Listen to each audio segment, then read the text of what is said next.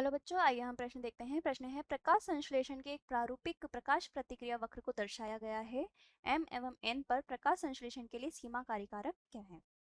सबसे पहले हम हमारी मुख्य अवधारणा पे जाते हैं। मुख्य अवधारणा जिसमें हम देखते हैं प्रकाश संश्लेषण। प्रकाश संश्लेषण एक ऐसी अभिक्रिया है जो कि सिर्फ पादपों में पाई जाती है। पादपों में यह अभिक्रिया प्रकाश की उपस्थिति में होती है। प्रकाश की उपस्थिति में पादप CO2 और जल के साथ अभिक्रिया करके एक शर्करा का निर्माण करते हैं। पादपों में जो ये प्रकाश संश्लेषण की अभिक्रिया है उसके लिए उपयोग होने वाले हमारे अवयव हैं CO2, जल, प्रकाश, और चूंकि ये अभिक्रिया पादपों में क्लोरोफिल की उपस्थिति में होती है, क्लोरोफिल पर पाई जाती है, इसलिए यहाँ पर क्लोरोफिल भी एक अवयव होता है। अब यदि कार्बन डाइऑक्साइड, जल, प्रकाश और क्लोरोफिल में से किसी भी पदार्थ की अधिकता अत्यधिक मात्रा में यदि ये उपस्थित हो जाए या फिर अत्यधिक मात्रा में इनकी कमी हो जाए तो यह कारक सीमाकारी कारक बन जाते हैं। सीमाकारी कारक वह होते हैं जिनकी वजह से प्रकाश संश्लेषण की दर में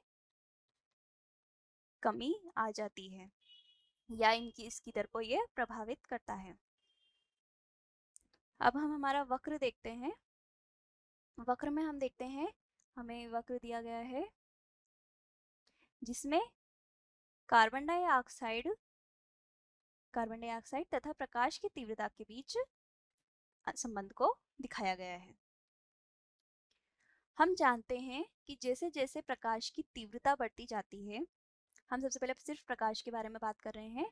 जैसे जैसे प्रकाश की तीव्रता बढ़ती जाती है वैसे वैसे ही प्रकाश संश्लेषण की दर भी बढ़ती जाती है। जो अधिक प्रकाश वाले पादप होते हैं उनमें प्रकाश संश्लेषण अधिक पाया जाता है, और जो कम प्रकाश वाले पदार्थ होते हैं जैसे कि छाया पदार्थ जो होते हैं उनमें प्रकाश संश्लेषण कम पाया जाता है। तो जैसे जैसे तीव्रता बढ़ रही है वैसे वैसे दर भी बढ़ रही है। तो हम यहाँ पर देखते हैं कि जो हमारा ये जो वक्र है, ये वाला वक्र प्रकाश संश्लेषण के प्रकाश की तीव्रता को दर्शा रहा है। जैसे जैसे प्रकाश संश्लेषण में तीव्रता बढ़ रही है वैसे प्रकाश संश्लेषण भी बढ़ रहा है। अब हम देखते हैं कि कार्बन डाइऑक्साइड जो है, कार्बन डाइऑक्साइड पादपों में एक एंजाइम पाया जाता है रुबिस्को, जिसके साथ अभिक्रिया करके कार्बन डाइऑक्साइड का स्थिरीकरण किया जाता है। रुबिस्को एंजाइम जो होता है वो कार्बन डाइऑक्साइड के साथ क्रिया करके इसको पीईपी में बदल देता है। जो पीईपी होता है, रुबिस्को जो होता है हमारा, वह अधिक प्रकाश की तीव्रता यानी तेज प्रकाश में ऑक्सीजन के साथ भी अभिक्रिया दर्शाता है। तो जैसे जैसे प्रकाश की तीव्रता बढ़ती जाती है, हम देखते हैं जैसे जैसे प्रकाश की तीव्रता बढ़ती जा रही है वहां पर CO2 के साथ तो इसकी अभिक्रिया बढ़ती जा रही है, लेकिन अधिक और अधिक प्रकाश की तीव्रता में CO2 के साथ इसकी अभिक्रिया कम होकर के ऑक्सीजन के साथ बढ़ती जा रही है।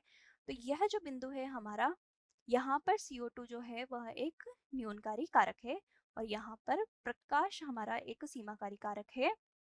तो हम हमारा वक्र देखते हैं, जो M बिंदु है वहां पर CO2 और N बिंदु पर हमारा प्रकाश वह सीमाकारी कारक बन गए हैं। हम हमारा विकल्प देखते हैं। पहला विकल्प है क्रमशः तापमान एवं CO2, तो M बिंदु पर तो आ रहा है CO2 और N पर आ रहा है प्रकाश, तो यह विकल्प हो जाएगा हमारा गलत। दूसरा है क्रमशः CO2 एवं प्रकाश, तो हम देखते हैं M पर CO2, N पर प्रकाश, तो हमारा यह विकल्प सही है।